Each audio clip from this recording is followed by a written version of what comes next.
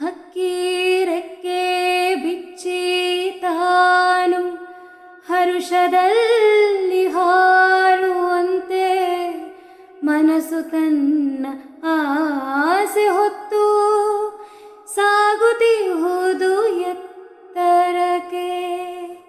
ಎಲ್ಲೇ ಇಲ್ಲ ಬಾನಿಗಲ್ಲಿ ಹಕ್ಕಿಗಿಲ್ಲ ನೆಲೆಯುವಲ್ಲಿ, ಕೊನೆಯೇ ಇಲ್ಲ ಆಸೆಗೆಂದು ತಿಳಿಯದೇಕೆ ಮನಸ್ಸಿಗಿಂದು, ತಿಳಿಯದೇಕೆ ಮನಸ್ಸಿಗಿಂದು.